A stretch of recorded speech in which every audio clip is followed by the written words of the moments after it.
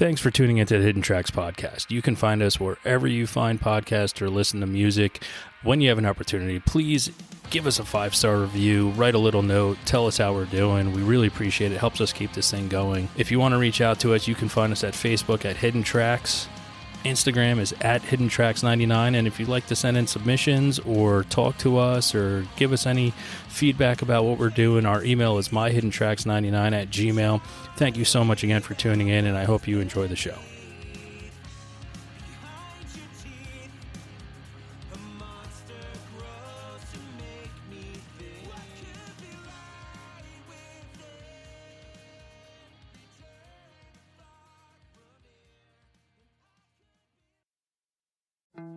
Welcome to Hidden Tracks, 2023 year in review. First, I just wanted to say thank you to everyone out there that's been listening over the past few years. I just wanted to, huge heartfelt thank you for tuning in every single week, listening to us, sending us suggestions, everything like that. We had quite an amazing year this year. From starting the year off with, the one and only Tiffany, to having great musicians and artists and legends, really, in the game. We had Michael Monroe of Hanoi Rocks and Gary Peterson, the Guess Who. I got to speak with the Far Side man himself, and that would be Popeye. And from there, I got to speak with Ken Stringfellow of the Posies, and so on and so forth. The list goes on and on for who's been on the show this year. But huge thank you to everyone that's been on the show, been a part of the show, and has been here making it what it is today. So today I'm just going to do a quick rundown of the threes of everything that I've had going on this year, from albums to books to documentaries to shows. So hope you enjoy it and hope you get to check out some of the stuff that I recommend. So I'm going to start off my threes with three of my favorite documentaries, music documentaries that I got to watch this year over a period of time. I watched a lot of them, but my three for this year, number one is Dio, Dreamers Never Die. Now, if you don't know who Ronnie James Dio is, I really don't know what else to say, but you should really look into who Ronnie James Dio is. Very, very good man within the music industry, and this documentary really goes into depth of the human being that he was and everything that he did for people in the industry and for fans and everything. And it was just a absolutely brilliant documentary I suggest you check out. Next one is the Elephant Six Recording Company documentary, which is goes back to the Neutral Milk Hotel and Apples in Stereo, and how this ragtag group of people started their own record label, and some crazy amazing stuff came out of it from very creative people.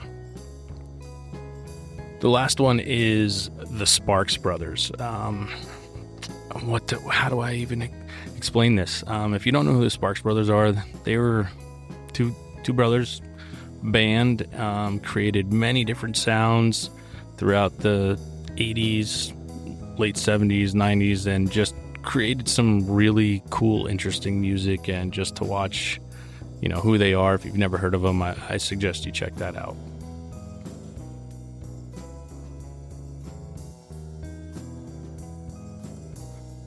Next, I have my three books of the year.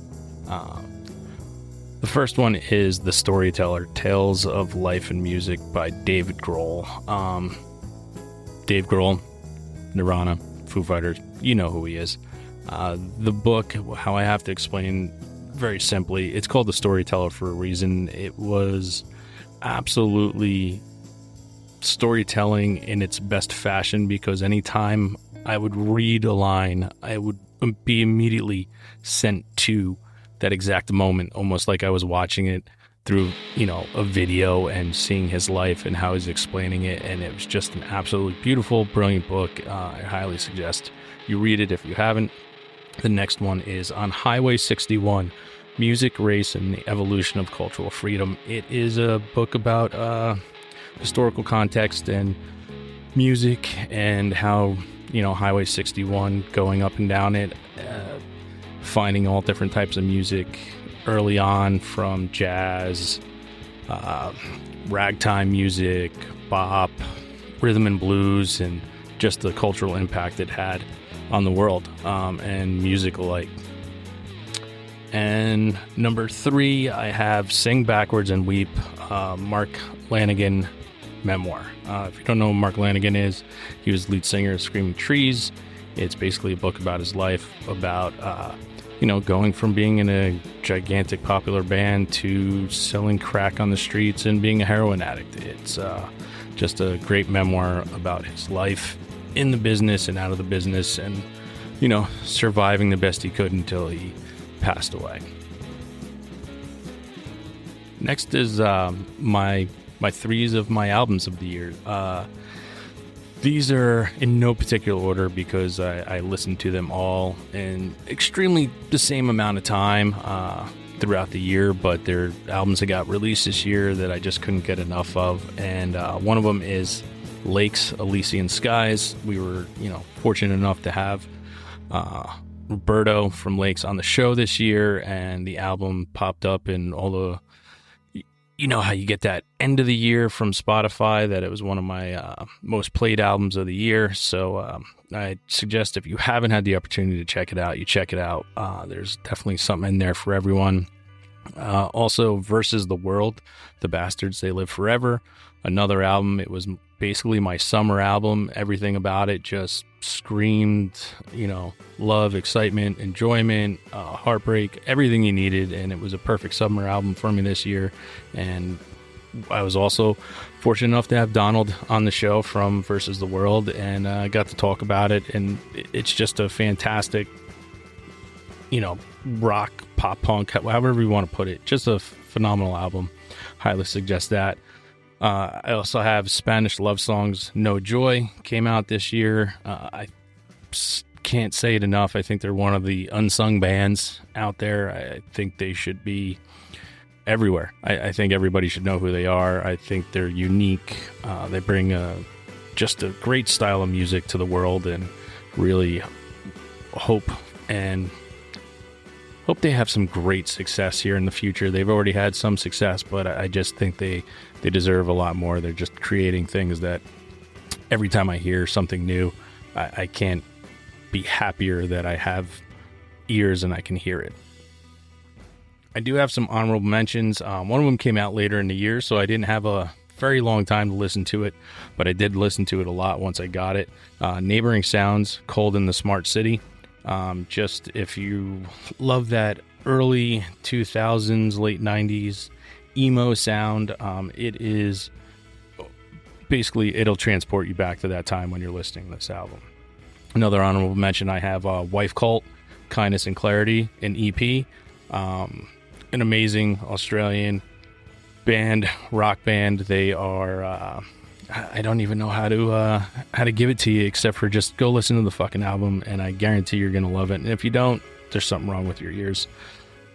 I'm gonna move on to my live shows of this year. Now, so many shows, so many bands I got to see. It doesn't take away from anybody that I got to see, but these are the shows that stood out for me at the end of the year when I was like, man, wow, that was amazing. One of them was a lineup of Early Humans, Heart to Gold, Can't Swim, and Free Throw that I got to see in Garwood, New Jersey at Crossroads, one of my favorite venues in the world right now. It really is. And that show just kicked ass. The next one is Calling Hours, Shades Apart, and Mercy Union, also at in Garwood. And listen, getting to see older bands with newer bands and just watching the progression and seeing an evolution and people being able to share the stage with people they admire, it was a kind of a perfect show for me, and it was just awesome to be there. The last one I have here is I may lose some street cred, but I got to see Pink this year, and all I gotta say is holy fuck, what a show, what a performer, what a person too. It was just one of those shows where I walked down, I was like, I'm so glad I got to see that.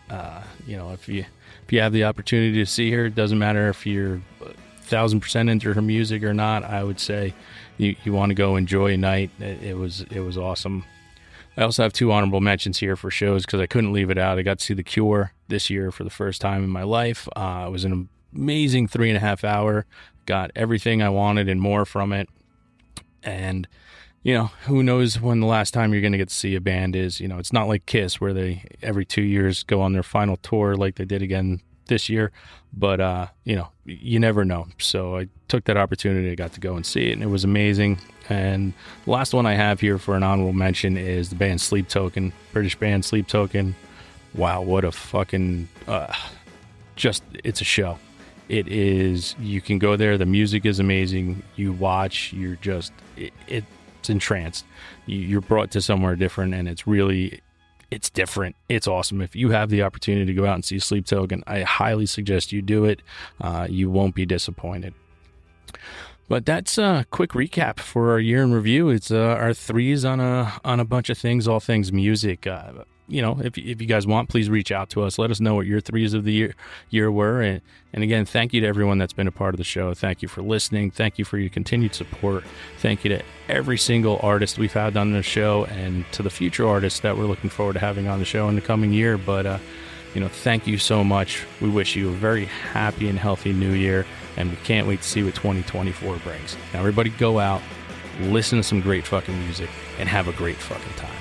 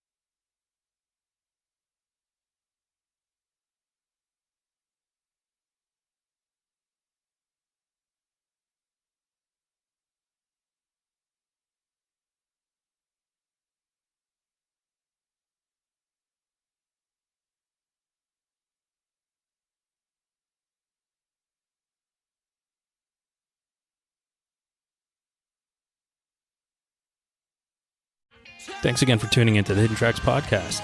We hope you enjoyed this week's show. Don't forget to follow us on Instagram at HiddenTracks99. Also, send all your submissions to myhiddentracks99@gmail.com. Tune in next week. You may find your new favorite band, and don't forget to go out and have a great fucking time.